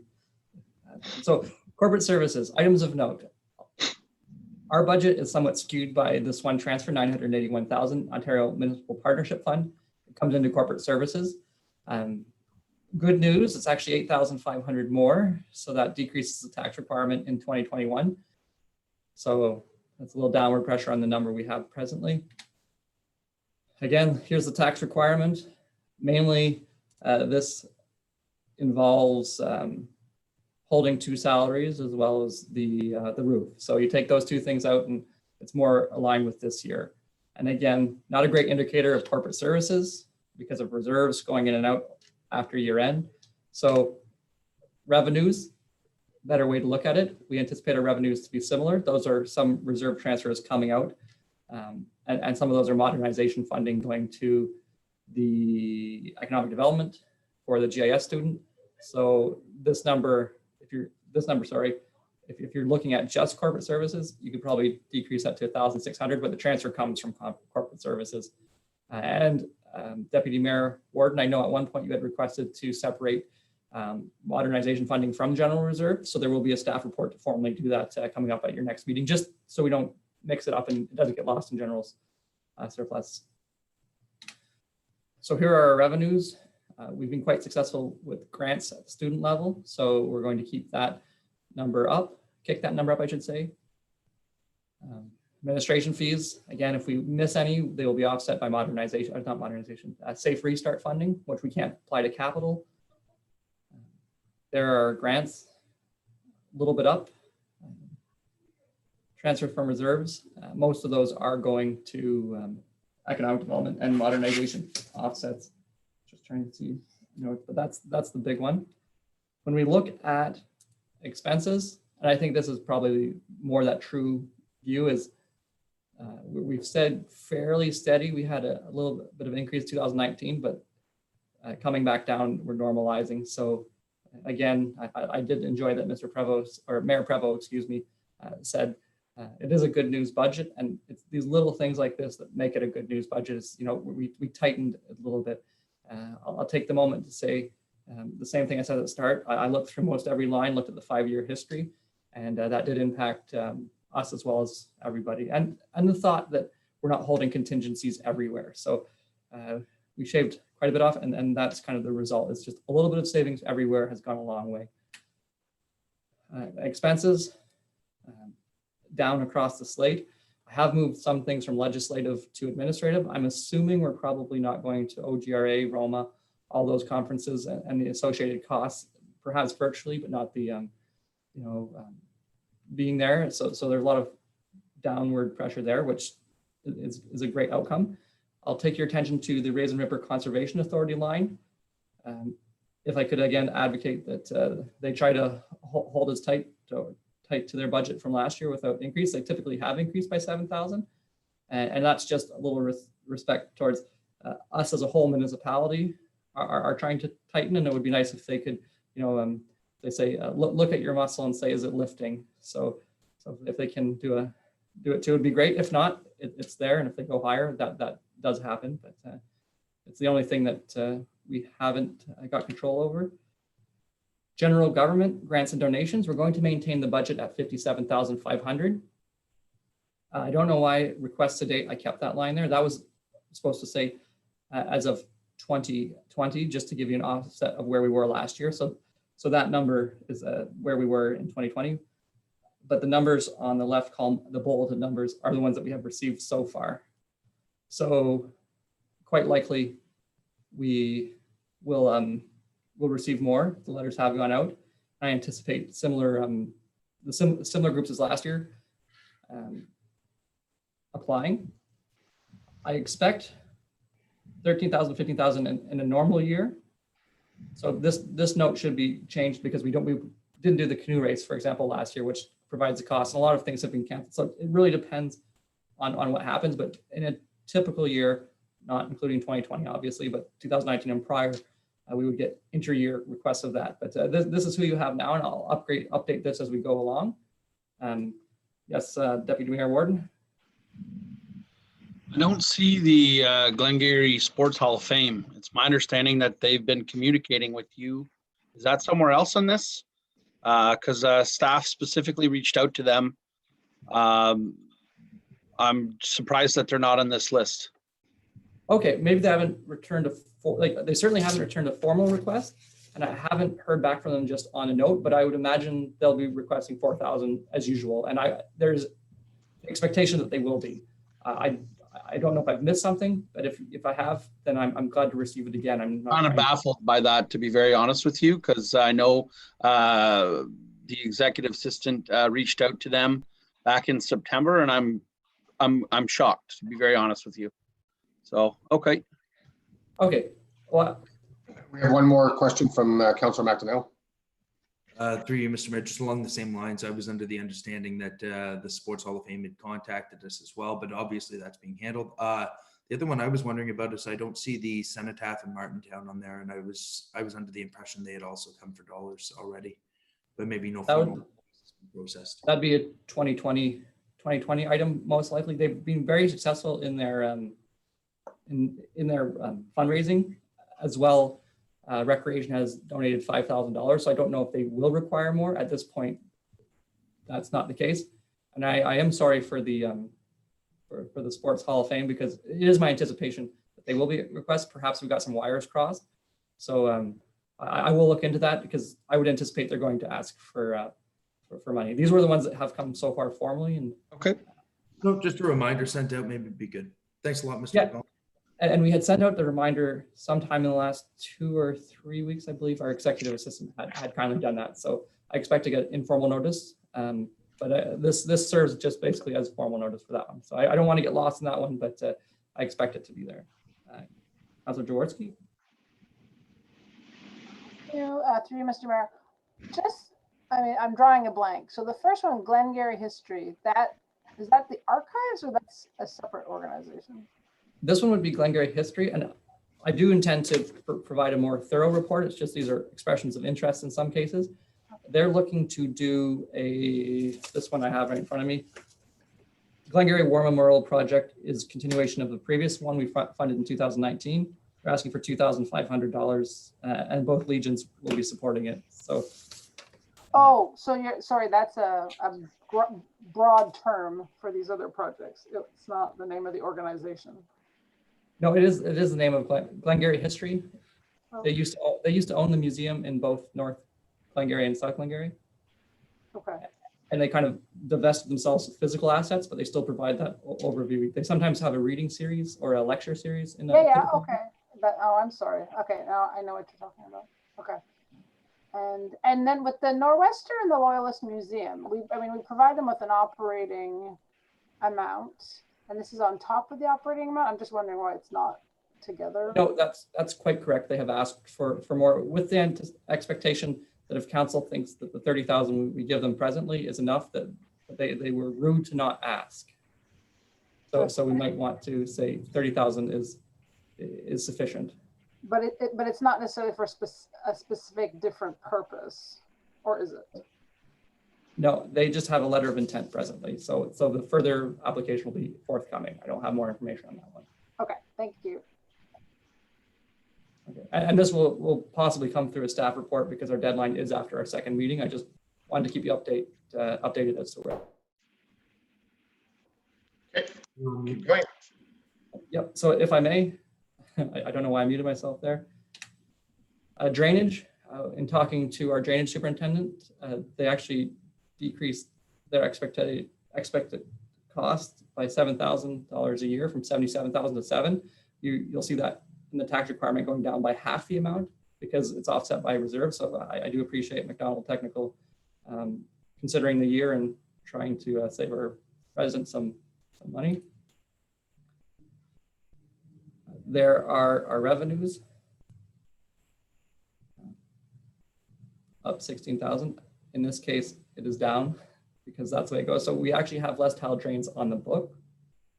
And then obviously we'll be taking 3,500 less, but the cost will be going down 7,000 correspondingly. So while our tile drainage loans going down, because people are paying them off, interest rates are low. The Ontario rate's lower than, or higher, sorry, than the farmers typically, not all, but many can get through their business loans. Here is your municipal drains, the corresponding 7,000 decrease. And then the tile drainage loans is an in and out. So our expenses are also going down. Streetlights. So we are in discussion with Cornwall Electric. There will be staff reports forthcoming to that. Otherwise, last year we reconciled a budgeting error from the previous years. We should have always accounted for the surplus. So this is kind of the expenses we anticipate, and this would be the surplus that goes to reserves. I'm sure you're all aware that once year end's complete in 2020, we will be possibly and probably providing some decrease in the streetlight on for Hydro 1 area, because we'll still continue to save some, but we're going to pass along some of our savings to the user group. McDonald, before we go on, Councillor Lang had a comment or a question. Okay.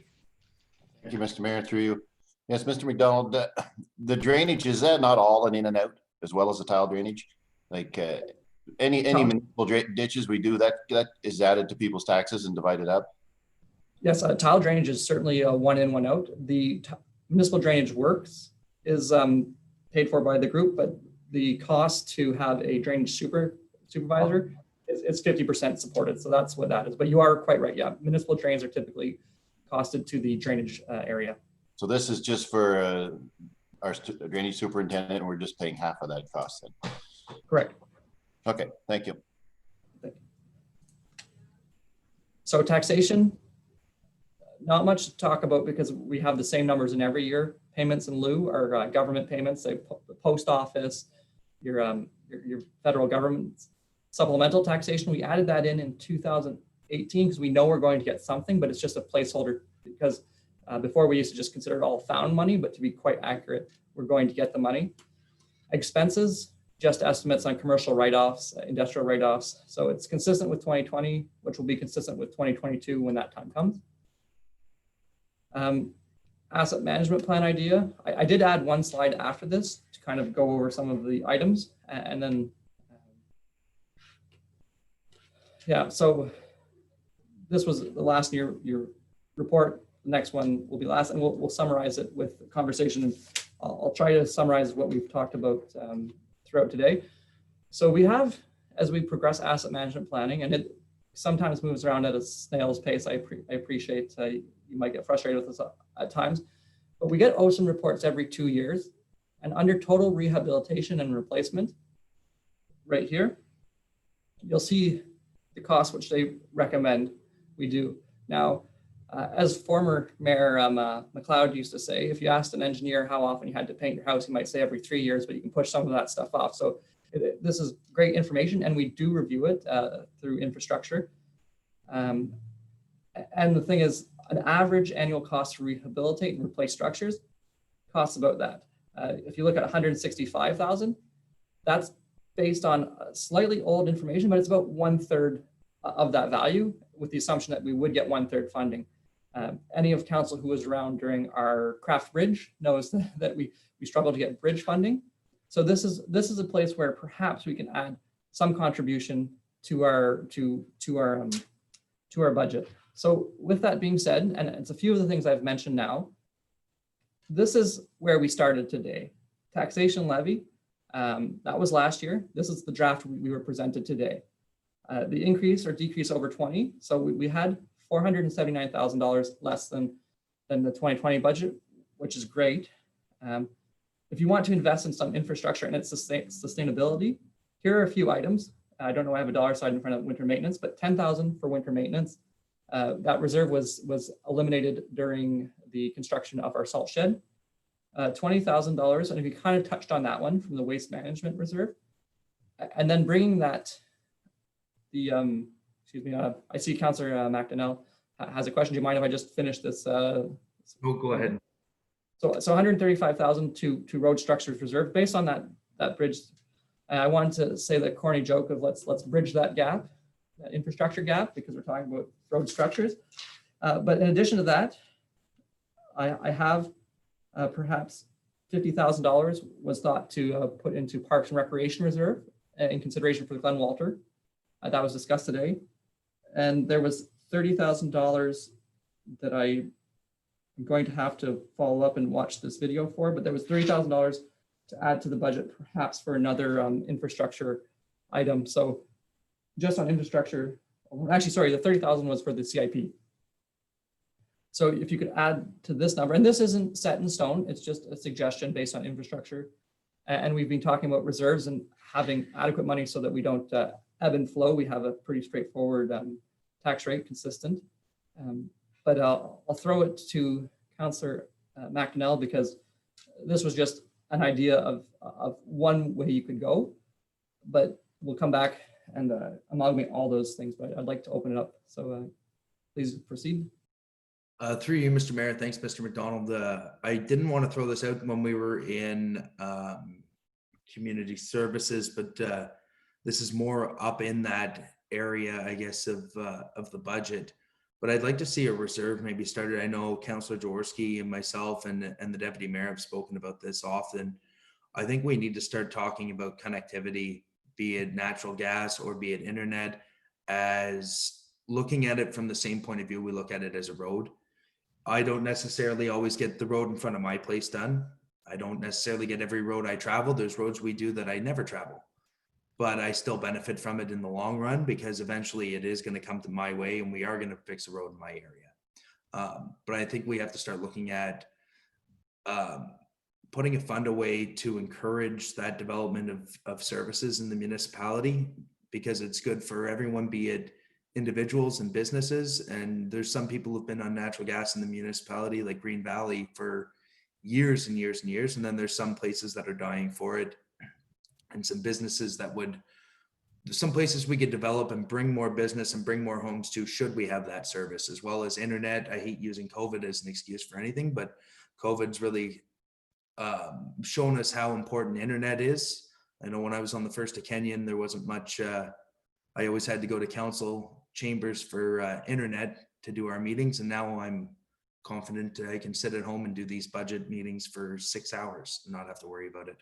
So it makes a big difference being where you are. And I think we need to bring those services and have some money aside to bring those services up to par for the rest of the municipality. Some people will be very happy the first year and some people won't be happy till year 6, but I think we need to start looking at it as a service, like a road and a bridge. And if I may, I do thank you for that conversation, because my thoughts are always, personally and for this organization, are investing in our infrastructure to make sure that the community, like what we have, we can continue to do. And that has been an issue. And we have received, not from, perhaps from the communications, but certainly from levels of government, or EORN at the very least, is it'd be prudent to save some money for that, to perhaps, grease those wheels and say, if you don't have a business case at this, how about this business case? And I don't know if it's $20,000 or $100,000, but if we start saving slowly at the time, and perhaps even quickly, we have the ability to make it a better business decision.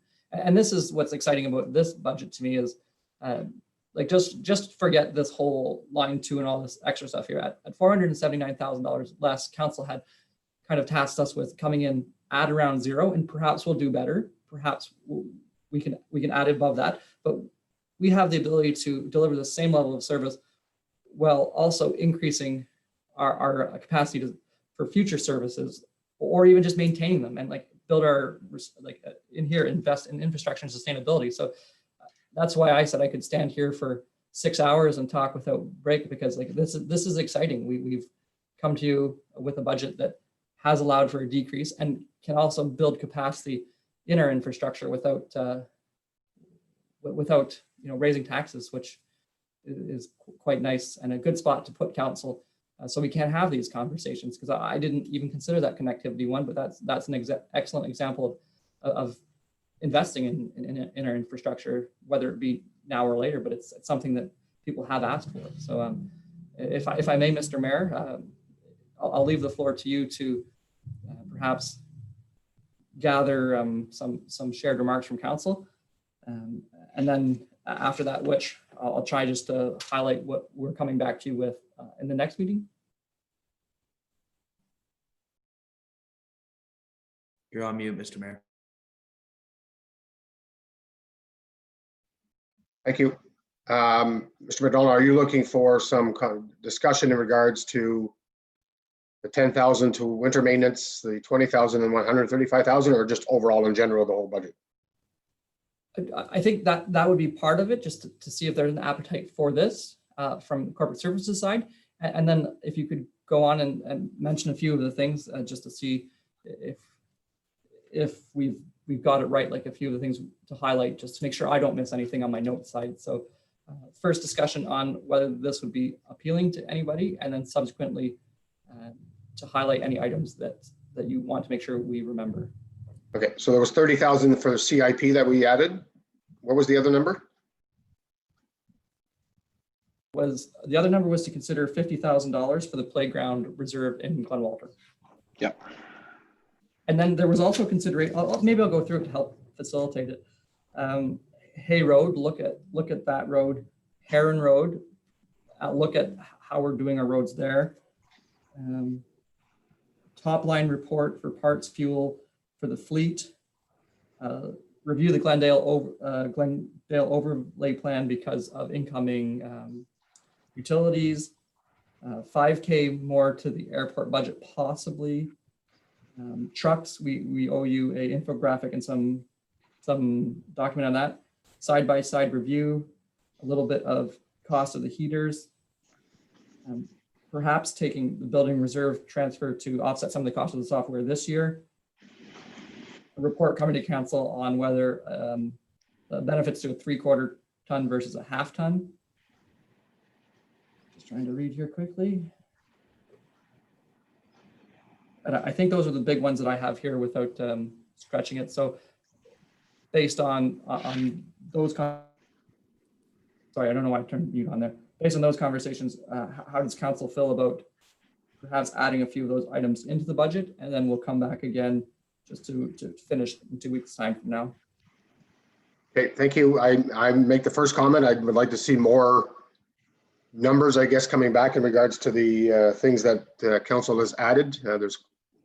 It's not that there's lots of extras there. There's some clarifications in regards to the parts and fuel, the side-by-side, those type of things. But in regards to Huron Road and Hay Road, I mean, if we're going to take the Glendale out, one might compensate the other.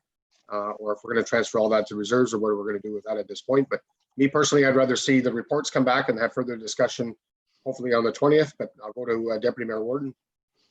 Thank you, Mr. Mayor. I'd like to see the 50,000 put in, and the extra, what was the other one? That was The 30,000. 30,000 for the CIP. I'd like to see those numbers added in, and then if you know they need to be lowered, then we can. I think everything's good today, and I just like to see that and those other reports in regards to maybe being able to shave some dollars off of the trucks and the side-by-side.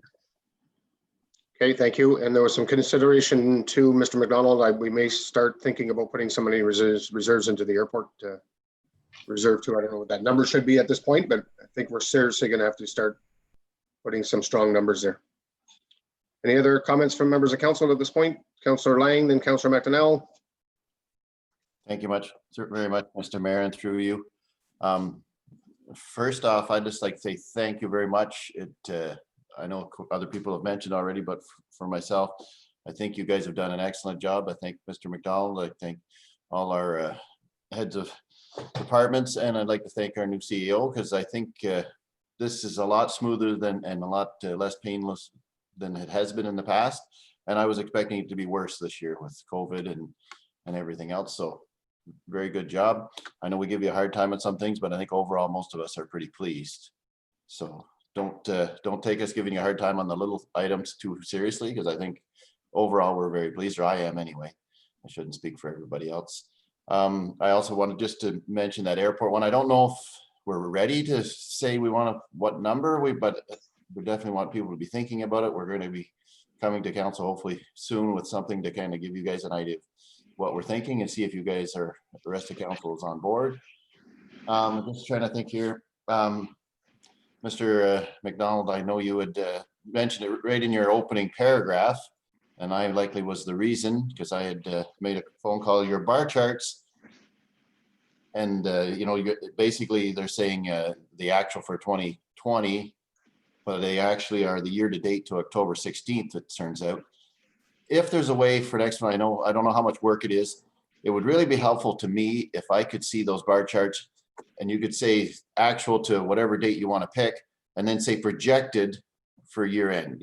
If the department heads could say, look, we think we're going to be under by 200,000 or whatever for their department, just what they're projecting. And we know we can't hold them to it but there's only 2 months left. So they should be able to get a pretty good idea, because some things, and I just used this example with Chief Robertson, if he had not bought the helmets if they were due to come in, in December of this year, it could throw it off. We say we're 80% way through the year, but that could throw it off.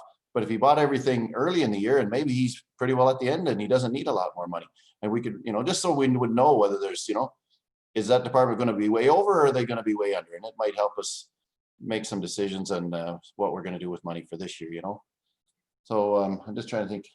I think everything else, you kind of touched on most of the notes I had. So I'll leave it there for now, but thank you very much for now. Okay, thank you. Councillor McAnell. Through you, Mr. Mayor. Yeah, I'm fine with most of the stuff that Mr. McDonald has listed off here to take a look at it. I would like to see them and their effect on the tax levy. As it sits right now, we know where we are, but little numbers tend to add up very quickly. I'd like to also just say thank you to everybody who was involved in together, Mr. McDonald and all the other heads of departments. I know you've all put a lot of work into this, and I know with Mr. McDonald at the helm of the budget starting, I could just imagine what he was originally cutting off of your budgets and not letting you have. And a lot of the same as Councillor Lang, as I can be very tight, I guess you could say, maybe with my Celtic heritage and the people, but I'm just doing it for the sake of, if I don't say it now or ask the questions now, I have to answer. Thanks for everybody's hard work. Okay, thank you. Councillor Jaworski. Thank you, through you, Mr. Mayor. Yeah, I mean, it's been said, but I'd like to say it again. Thank you very much to Mr. McDonald and to all the department heads for all the work that they put into this budget. I mean, everyone obviously made a huge effort to, find savings in their department, and that's, reflected in every department's budget. So thank you very much for that. It certainly makes our job here that much easier. And thank you very much for being receptive to our prodding at the different items where we're trying to see if there's more additional savings that can be achieved. So thank you very much for that. In terms of items that have been discussed, I'm personally not sold on the extra 30,000 to CIP, but it looks like I'm in the minority. When it comes to Hay Road or Heron Road, I'd really like to understand, like, after there's been some review of those projects, to know what they would cost and if it makes sense to trade, because I don't want to just start adding, particularly ones that weren't, when it comes to ones that weren't on the priority list, we need to have a good justification why we're putting them in there. I do agree with increasing the reserves for the bridges. I don't think, I understand that, and then the engineers will tell us that we need to put in, change, do more work more often, but I think at 1/3 of what they're suggesting, I don't think that's enough. So I would like to increase that, certainly. And then the reserve to the park at Glen Walter, that makes sense as well. But, I'm looking forward to continuing shavings. There was a few items that we talked about that, the side-by-side and the vehicles. I am looking forward to there being some savings there as well. But once again, thank you to everyone, and including our new CAO. Thank you very much for also empowering the staff to be able to do this. Okay, thank you. So, Mr. McDonald, do you have enough information to go back in regards to what we want to see back on the 20th? I guess in respect of adding those other items to the budget and then getting more clarification or discussion on the other items that we talked about throughout the budget process today. I'd say I have an abundance of information to go back. The time might detail what gets prioritized. In respect to Councillor Lang's question, it takes us about a month and a half to get to budget. So to speculate and get those, we'll do our best. But I can certainly get more of a general view. I don't know if I can chart that up so easily. Those charts are kind of 2 years in production. But I will strive to get the best information there. As for savings on vehicles, just for council's benefit, most of those vehicles are coming off of reserves. So if we shave 7,000, it's 7,000. It's not coming out of reserves. So you'll see no real difference in tax requirement on those ones. So they are real savings, certainly, and we will strive to do the best. It's just they won't be tax requirement savings. But yes, you provided us with enough information. I will put in the reserves, and we might take some of them out next time if I'm a little wrong in my judgment, but that's certainly something I'll highlight that we're putting in. I see we have Glenwater Park Reserve, CIP, Reserve for Connectivity. I'll put a number in there and then we can discuss. Reserve for the airport, I'll put a number and we can discuss. Winter Maintenance Reserve, Waste Management Reserve, Road Structures Reserve. I didn't really hear too much uptake on the first two, but Road Structure Reserve seems to be something to consider further. And then again, the last two big items for me, which probably have the most consequence, is how we deal with Glendale subdivision and the perhaps changing of plans with Hay Road, Heron Road, and perhaps not, but we'll further discussion at the next meeting. Sorry, I should have mentioned the waste. I agree with putting some more money for the waste management reserve. And as well, I thought Councillor McDonnell spoke very well to the issue of having connectivity reserve. Okay, with that, it's just about 2:30, so it's been a long day in regards to going through our budget process, especially through this type of system, which is through the Zoom or whatever we're on. It's usually much more enjoyable when we're sitting face to face, but unfortunately through these circumstances, we have to do this. But I just want to, I echo the rest of my council members in respect of saying thank you to Mr. McDonald for putting this budget together along with the management team and all the staff. Like I said earlier, it's certainly, in my opinion, is a good news budget. And I think at the end of the day, when we start moving a couple of things around and maybe adding a couple of things, that I still think at the end of the day, it'll be still a good news budget, especially with everything that we went through in 2020 in respect to COVID-19. So once again, thanks very much, everyone. Enjoy the rest of your afternoon, this beautiful weather, and we'll see you in the near future. Do you need a resolution to end the meeting? Yes, I do. I have it right here in front of me. Thank you. I have a motion moved by Lyle Warden, second by Martin Lang. Be resolved that the council of the Township of South Glengarry adjourn to the call of the chair at 2:26 p.m. For the motion, all in favor? Motion's carried. Thank you. Thanks very much again. Have a good weekend, everybody. You too. Enjoy the weekend, folks. Bye.